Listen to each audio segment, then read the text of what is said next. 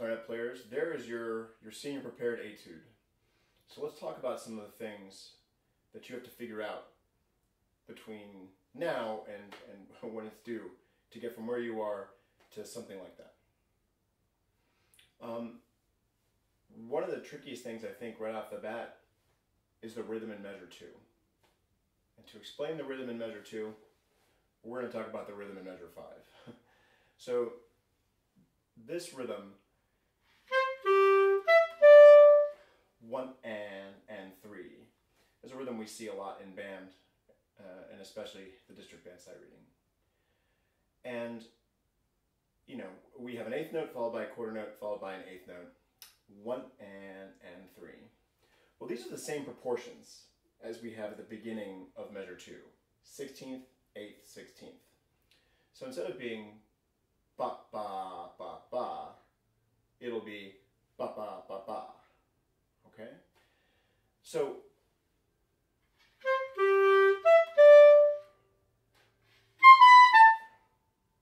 and one of the things that makes measure 2 so tricky is the fact that it's difficult to place this rhythm correctly without something on beat 2. And it's been composed with a rest on beat 2. So one of the things I suggest is that, at least when you're first learning it, that you go ahead and put a note on beat 2. And in this case, I'm going to put another B.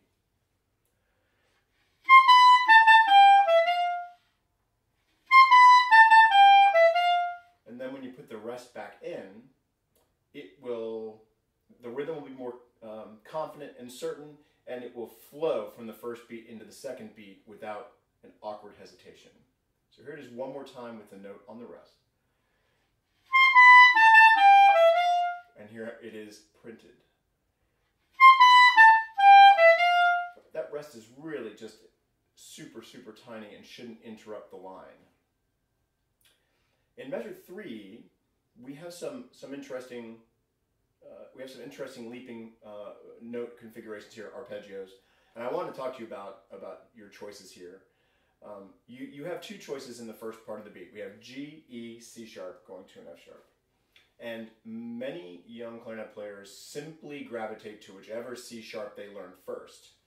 But if you look at this, G, E, C sharp, if you learned the left C sharp first, this is going to be tricky at this speed, because you have to coordinate the ring finger on the right hand and the pinky on the left hand.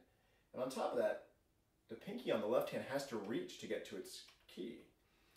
The C sharp on the right hand would be so much easier. One, the pinky doesn't have to reach to get there. It has to reach to get to the B, but not the C sharp. And then you have the E and the C, you have the ring finger and the pinky finger on the same hand moving.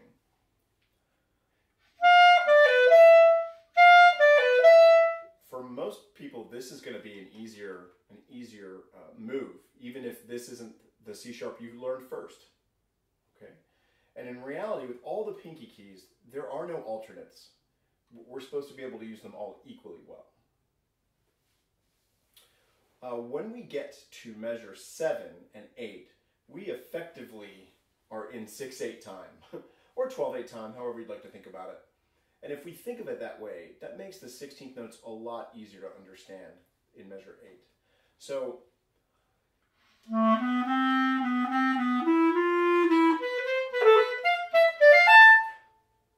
1, 2, and 3, 4, 5, 6, and 1.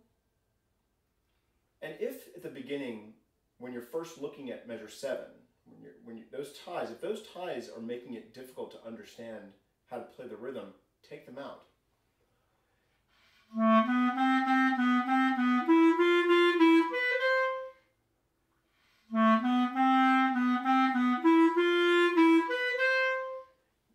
You know, generally speaking, I think a lot of clarinet players are going to play those ties too long if they haven't really counted them properly.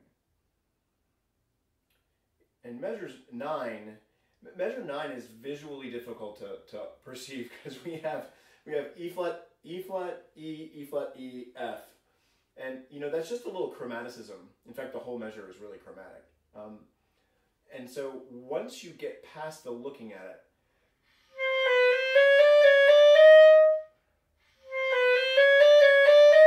it's actually a lot easier than it appears to be. As you go from beat 2 to beat 3 in measure 10, you're going to have a choice to make. Are you going to use the chromatic fingering for F sharp? If you're going to go to F, from F to F sharp using the F sharp alternate, you're then going to have to slide to get to the D. And that's not a horrible situation. You are tonguing when you go from F sharp to D. So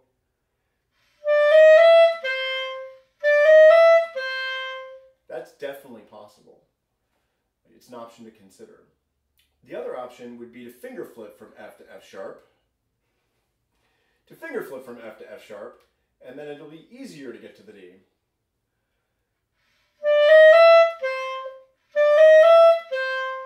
And you have to make a choice about which of those compromises is the one that you prefer.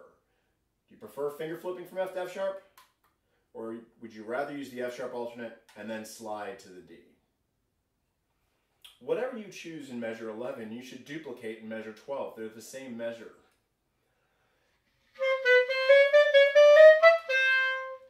Slightly different rhythm at the end so that it's, you know, at least a little different.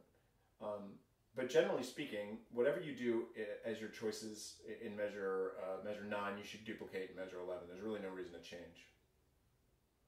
Measure 12 is one big syncopation. Ba ba ba ba ba ba ba ba. And it's just a little trickier because, again, like in measure 2, it's operating on the 16th note level as opposed to on the 8th note level. So this is 1 E, E, E, 4.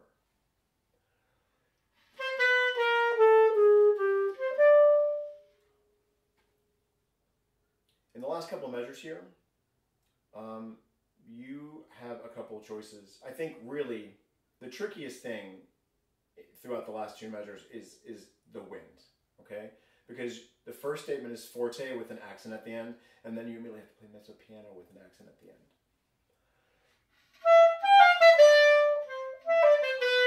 And those need to be significantly different. All right, folks, so the last couple big topics for you to consider as you work on this is where the composer has asked you to be staccato and where they've not asked you to be staccato. Anywhere they do not have staccato, you should play legato, okay? So the first measure is not so bad. But it's important to really contrast in the next measure.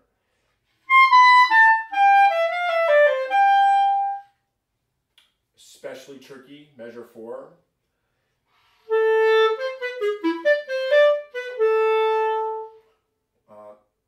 Measure 5. Okay, again, measure 8. And it's kind of a theme in the piece. They want to see that you have the articulative flexibility to deliver legato versus staccato very confidently. And then the last kind of detail, big important articulative detail, are the accents.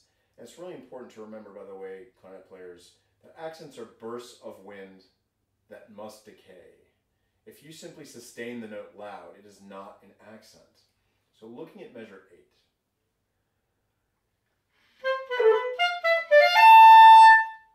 That's not an accent. That's just me playing a B loud.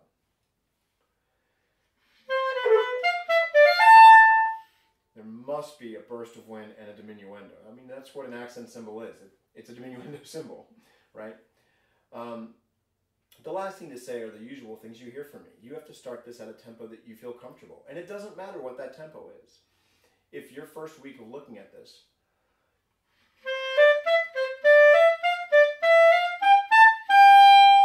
that's completely fine. You have several weeks to work on this.